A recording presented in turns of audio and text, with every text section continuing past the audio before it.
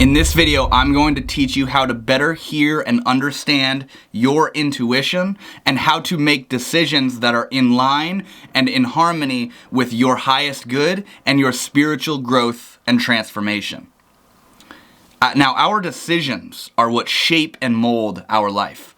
What we do or don't do in a given moment determines the path that our life is going to go down. And now all of us are guilty of making decisions that in retrospect we realize we aren't very proud of them. We regret them. We wish we hadn't done that. We wish we had chosen this over that. But there is a certain extent of our life where we are meant to make certain decisions so that we will go down a particular path where in retrospect we can see why we should have chosen something else or why we should have taken a moment of contemplation prior to making that choice. So some of the decisions we make in our life are sort of automatically oriented towards our growth and betterment, but it's only after going through it and going through the experiences that are a result of that bad choice that we realize the benefit in making that mistake, if you want to call it that. But there are also a myriad of decisions that we make every single day, which are in either great or small degrees shaping our life. Every single day we make decisions, should I buy this? Should I talk to them? Should I do that? Should I not do that? What am I going to do? Should I, we make all these little decisions, and these are the kind of decisions where we have a certain degree of power over what we do and how we spend our time. And a lot of us choose things that aren't in line or aren't in harmony with our highest good. And what I want to emphasize and illustrate for you in this video is how to the best of your ability, stay in tune with making decisions that are in harmony with your growth, with your transformation. So the first step in doing so is what I call state checking. State checking is, to put it simply, when you're about to make a decision, when you're about to do something, when you're about to choose something, whatever it is, before you make that choice, before you take that leap and do that said thing, look at what emotional state you're in before you do that thing. That's what state checking is when you're about to do something, what state are you in? For example, you're in traffic and somebody cuts out in front of you. And you have the sudden impulse to swerve out in front of them and flip them off or yell at them or brake check them or something. Before doing that, notice what state you're in.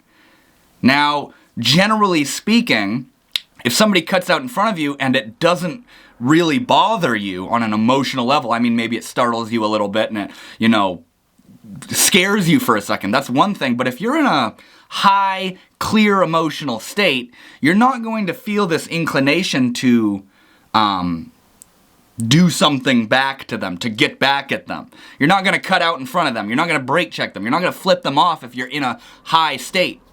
But on the other hand, if somebody cuts out in front of you and it absolutely boils your blood and fills you with anger, that is going to precipitate different actions. You're going to feel the desire, the impulse to do different things when you're in that angry state. And that's why state checking is so important, where the different states, the different emotional states of our being have a different criteria of motives and desires and choices that it will make. Where when you're in a low state, you're going to make actions that are congruent and equal to that low state. Very little does a high state, a high vibration decision or choice come out of a low vibrational space. Generally speaking, when you're in a low vibe, you're going to do low vibe stuff. When you're not feeling good inside, you're going to do stuff that is equal to that reality that you're living in. Where if you're living in this world of self-doubt, I'm not good enough, I don't believe in myself, I'll never have a good career, I'll never have enough money, I'll never look good, I'll never find a partner, I'll never be fit, all this negative, self-deprecating talk, you're not going to see things that disagree with that reality. You're not going to see things that point to the potential of that negative reality you're telling yourself not being true. You're going to kind of like weed all that stuff out so that what you're seeing is in line with that negative reality that you're living in. It's called confirmation bias, where if you think you're not good enough and somebody literally comes up to you and says, "Hey man, you're good enough. You're valuable. You're worthy." You're not going to believe them. You're not going to believe them because of the story you're telling yourself. So this is why it's so important to pay attention to the state that you're in when you make decisions. If you're living in that low vibe state, you're not going to see high vibrational activity. You literally aren't even aware of it. It's a different plane of reality. It's a plane of reality that you can't translate into or filter into your negative state. So let's say, for example, you're in a negative state. Okay, for a more specific example, you're at your work, you're at your job, and you're feeling like crap inside. And somebody says something, and because you're feeling like crap, you're more suggestible to negative emotions, and somebody says something to you, and it pisses you off. And you think, you know what, screw this job, I'm done. Screw you, screw this job, I quit. And then you go home. And then because emotions naturally shift and flow, a few hours later or a few days later, you sort of come back into this higher, more relaxed, more tranquil state, and you start to consider the idea, maybe I shouldn't have quit. Maybe that I was a little overdramatic. Maybe I overreacted. I kind of wish I didn't quit. You regret the decision you made in that low vibrational state. Now, in that same example, if you were in a high vibrational state and you're at work and that person says that thing that were you to be in a low vibrational state, it would have triggered you and made you quit. Because you're in a high vibrational state, it doesn't afflict you. In that high vibrational state, you don't want to quit. You like the job. I've literally experienced this firsthand with my job, literally with my job, where I'm at work, and because I'm in a negative state, my external world is sort of reflecting that back to me, where I don't like my job, my coworker is a drag, everything is annoying, everything is monotonous and grueling and this big task, and I don't want to be there, and I have so many better things that I could be doing, and it's just this drag, and it's all that's not true. It's a projection from my mind based off of where I'm emotionally resonating, based off of the state that I'm in. And then time goes on, an hour goes by, 2 hours goes by, 30 minutes goes by. There's not really a time limit on how long these emotional states burn with energy, but the state sort of gives way into a higher, more relaxed, more clear, mentally clear vibrational state. And in that state, my job's not a big deal. I love my coworker. I enjoy what I'm doing. I'm having a good time. I'm glad I have that job. Now that's the same situation. It's the same job, but coming from two different emotional states. And the scary part is, the alarming thing is, if we're in a low vibrational state, we're going to make decisions that aren't congruent, that aren't in harmony with what we would do if we were in a high vibrational state. So if we're perpetually living in a low vibrational state, we're going to perpetually make low vibrational decisions. And as I gave as an example in the job thing, you're in a low state and so you quit your job. And then you come into a high state, you wish you didn't quit your job. You have regret that you quit.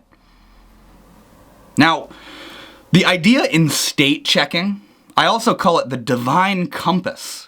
The divine compass is sort of that gut feeling. Let's say you're about to do a business deal, and it's a deal that you really want. You at least think you want it. On a rational, conceptual level, you want to make this business deal.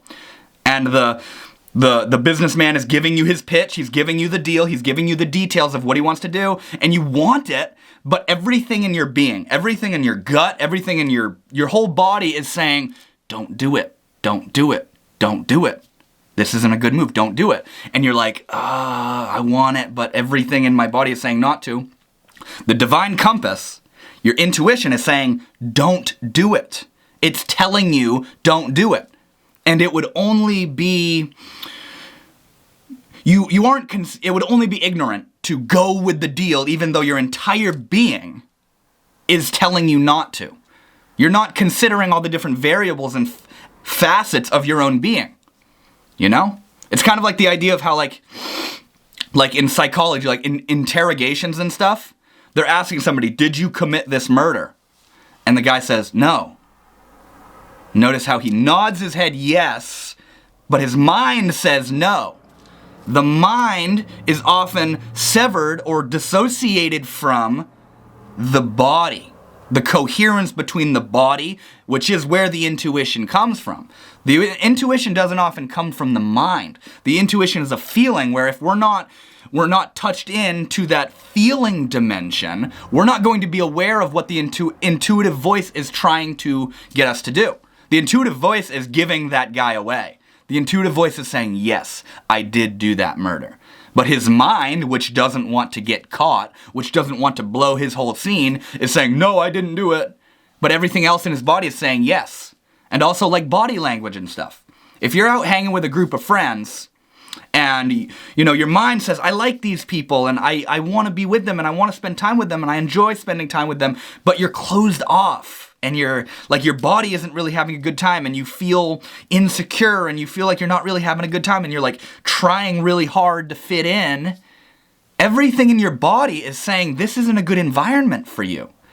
You're not supposed to be here. You don't want to be here. Your mind is saying, well, I should be here. It's good to hang out with friends. I love them. I've known them. It's good for me to spend time with them. But your body is in disagreement with what your mind is doing. You're closed off, you know? You're in a conversation with somebody. Your body language is reflecting that intuitive feeling. The intuition isn't only in making choices, but the intuition is a representation. It's a revealing of how you actually feel, you know? And it's still kind of the same thing where how you feel is determining whether or not you should spend time with somebody, whether or not you should be around that person, whether or not you should have that job, or whether or not you should make that choice. Your body, your intuition is always talking to you. But when you're trapped in your mind, which a lot of us are, we think in sequential linear thinking based off of ego and desire and the vibrational state we're in, we lose touch with the natural emotional intelligence of our body. And so we start making decisions that are not in harmony with our highest good at all. So the key in learning how to make decisions that are in harmony and in alignment with your highest good is learning how to trust your intuition, learning how to listen to your intuition. And one of the easiest ways to learn to hear what your intuition is saying in any given moment is to do a state check. You're about to do something. Before you do it, take notice of what emotional state you're in. Let's use the example of reaching out to your ex. That's a great example. That's a great example where somebody leaves you or you leave them and time has gone on and you aren't talking to each other. And then you get the impulse to make the decision, I'm going to reach out to my ex.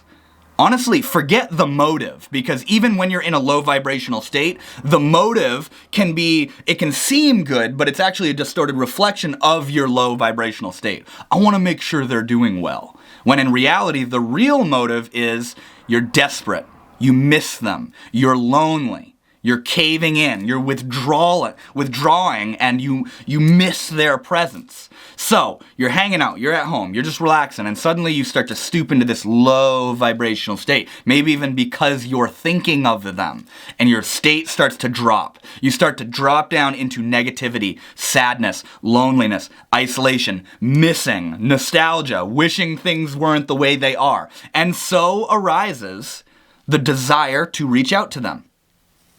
This is where state checking is so critical.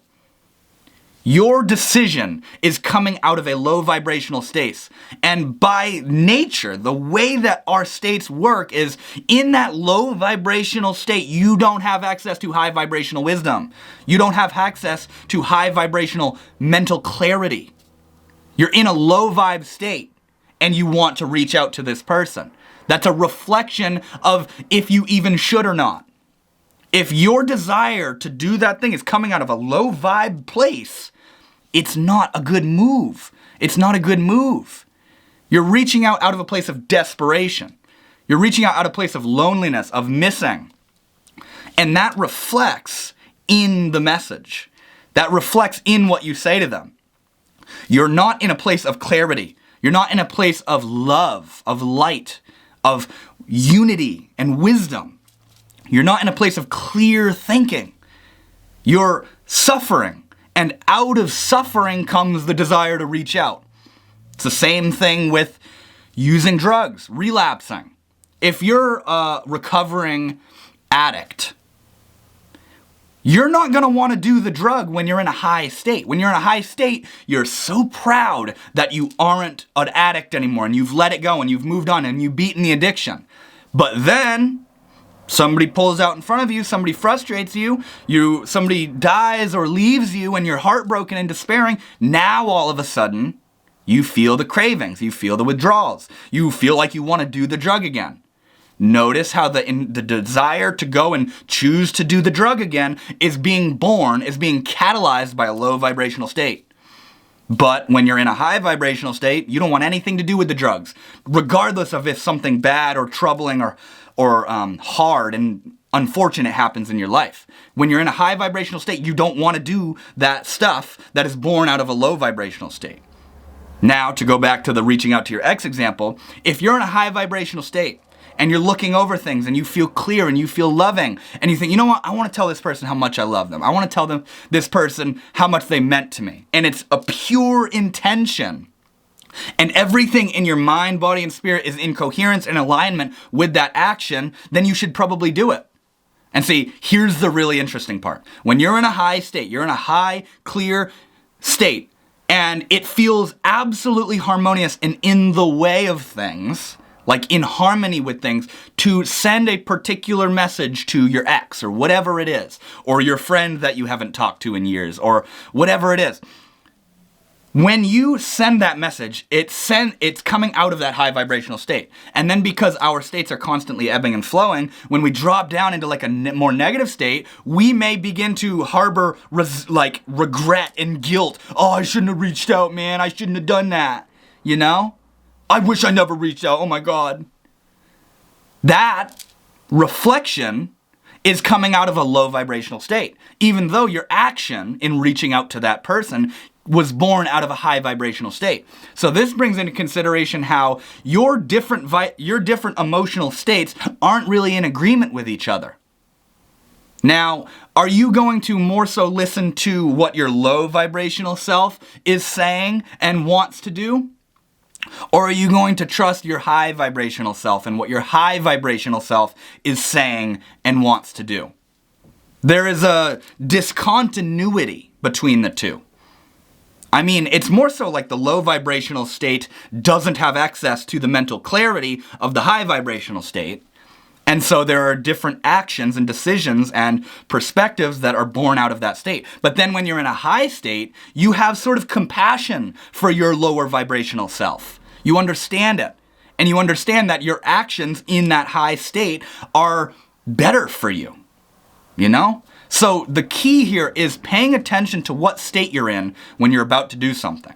When you're about to make a decision, before you make the decision, pause and contemplate, how am I feeling right now? If you're about to reach out to your ex, how do you feel inside? Are you coming from a place of clarity, love, purity, compassion? Or are you in a state of desperation, loneliness, sadness, isolation, feeling not good enough, feeling indecisive and not knowing, feeling very insecure? It's so critical to pay attention to what your emotional state is when you're about to do certain things. Now, like I said in the beginning, there may be times where, regardless of what your emotional state is, you feel compelled to do a certain thing, and before you can even know it, you've done it, and it's happened. Those are sort of predetermined karmic activities. Karma means action. And we are born, in my opinion, we have a particular karmic journey that we're on, where it's gonna happen whether you want it to or not. Whether you want to do that thing or not, you're going to do it. It's going to happen naturally. Now, I can't really give an exact example of it, but I can only tell you that when it happens, you will feel like you didn't really do it yourself. It just kind of happened. You were on autopilot. You were in this flow state. You just did it. You didn't think about it. You were impulsive.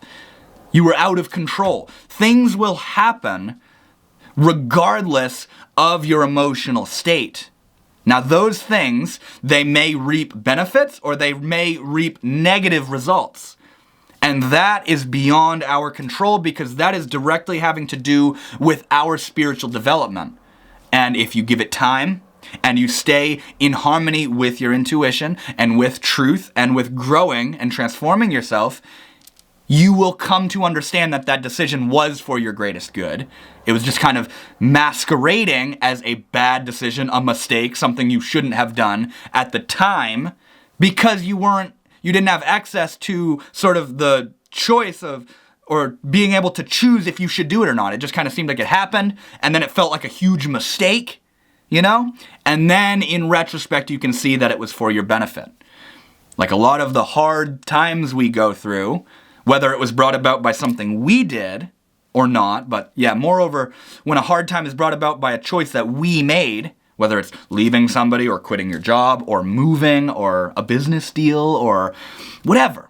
You get mad, somebody makes you mad and you like attack them or something. We can see that in that moment, we felt like we made a mistake. But as time goes on, we can see that that grew us. It's those hard times that really, forge us by fire. But every single day, we are faced with the task, or moreover, the possibility, the opportunity to make different choices. The devil on one shoulder and the angel on the other shoulder? That's kind of what I'm talking about here. The angel is a high vibrational state. The devil is a low vibrational state. And where you're kind of more so leaning in any particular moment is going to dictate the actions and decisions and the results that are born from those decisions. This is why it's so important to practice living from a place of clarity, living from a place of happiness, living from a place of contentment and joy and confidence and being healthy. Psychologically healthy, physically healthy, so that we can minimize actions that are born out of negative states. Because if you live in a negative state, a majority of the time, you're making negative actions a majority of the time. And even if in that negative state, you don't think what you're doing is very bad, well, why are you in a negative state then, man? If you're in a negative state and what you're doing is good, why are you still in a negative state? Shouldn't it bring you into a place of happiness and contentment? Now, you could think living in a negative state and doing drugs or gambling or reaching out to your ex or hooking up with people or eating a bad diet or masturbating is good, but that's not good, bro. That's giving you a dopamine hit that is very short-lived and goes away, and it keeps you locked in this perpetual cycle of seeking those things. That's not good. That's not a good state. Being high isn't a good state, like high on drugs or high on dopamine from doing all these low vibrational activities. Actually being high is being in a place that is independent and it isn't infringed upon by the outside world. It's being high, naturally high on your own supply, is characterized by mental clarity, by love, by compassion, by natural spontaneity. By not thinking as much, by not blocking yourself and getting in your own way. What characterizes a high state is love, bro.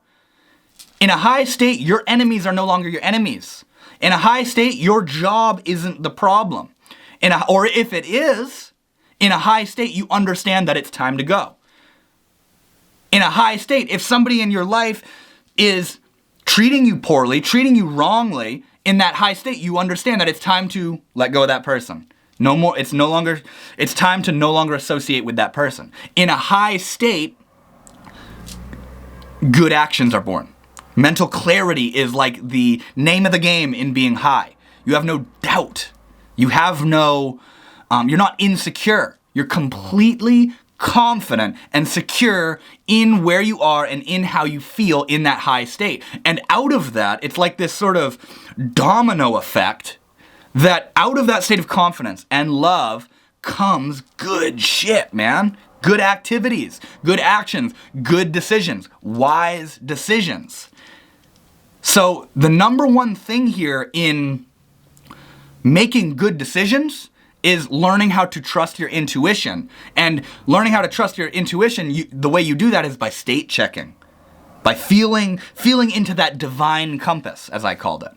What state are you in when you're about to do something?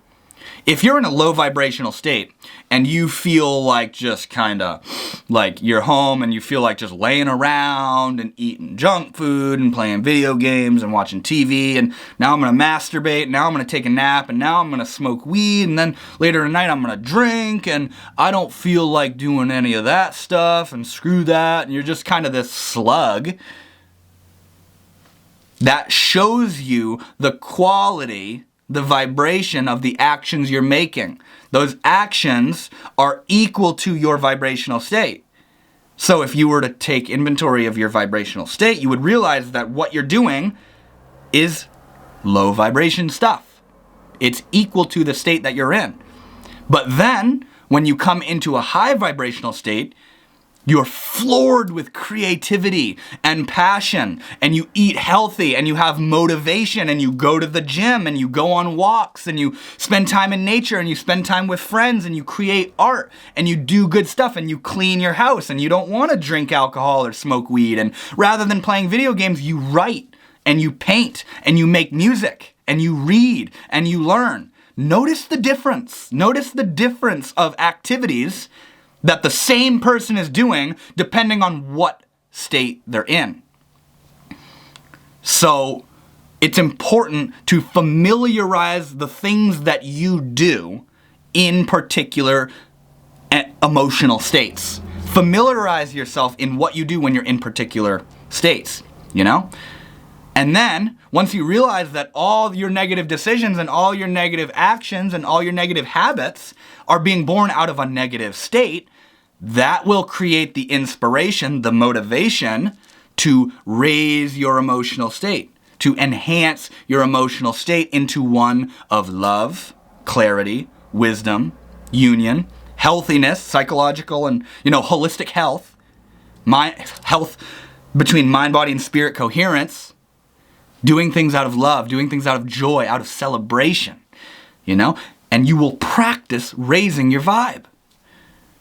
So you can implement this right now. You can begin practicing this right now. Right when you're done watching this video, the next decision you're about to make, what emotional state is that decision being born out of?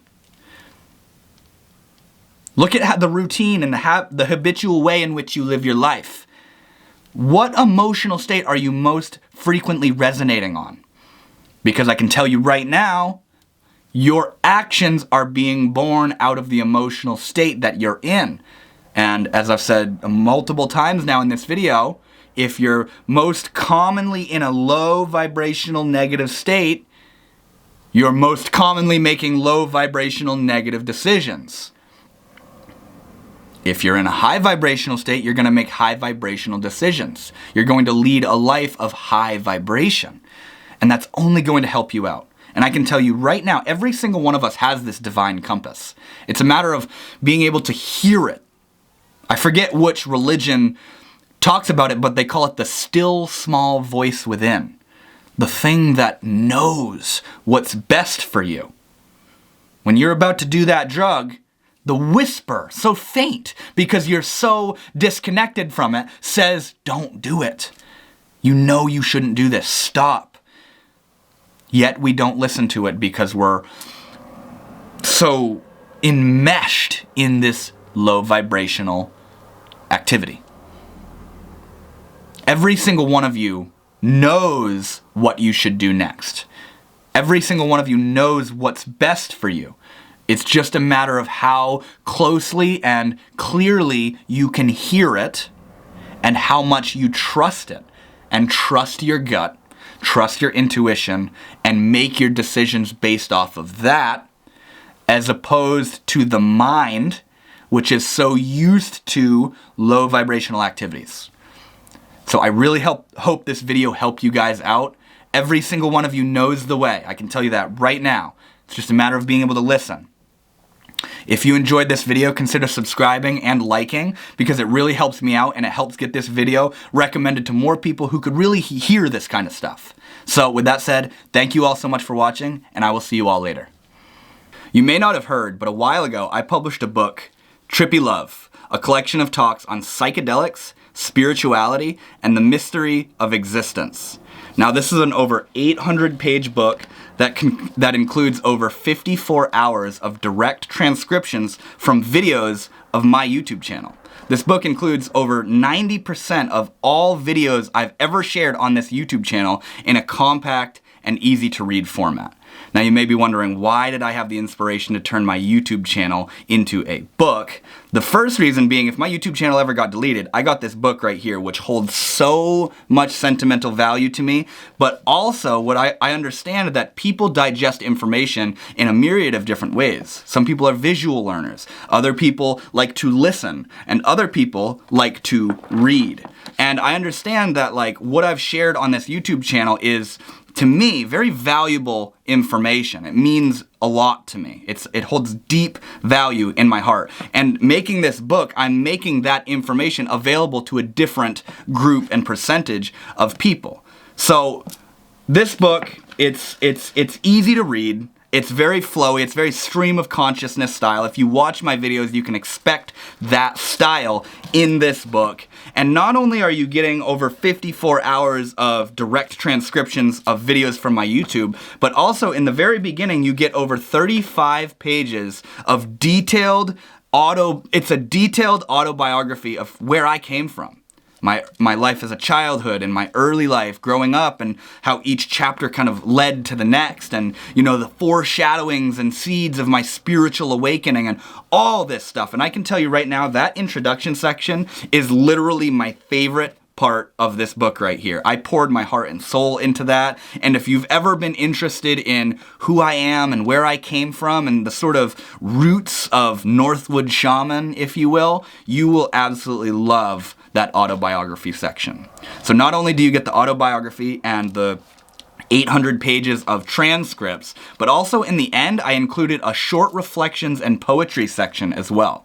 The short reflections is like, over the years, anytime I was like curious about something or wondering about something or reflecting on something, I jotted it down and I wrote down this little, basically just me thinking out loud.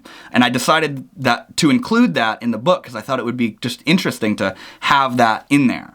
And also I have a poetry section as well, where over the years, any and all quotes, one-liners, phrases, poems that I wrote when I was in emotional, philosophical, existential states, I included in a compilation in this book that you can find at the very end. So you're getting a whole lot by buying this book. It goes for $25 on Amazon.com, and I can tell you it's worth it. If you appreciate this YouTube channel, you will highly appreciate this book, Trippy Love. So if you want to help your homie out, and you're interested in getting yourself a copy, I will link the book in the description of this video. And you can also find the link in the bio section of my YouTube channel. So yeah, if you want to help me out, if you're interested in getting yourself a copy, definitely go and buy yourself a copy right now, and it would mean the world to me. So thank you guys for watching, and I'll see you all later.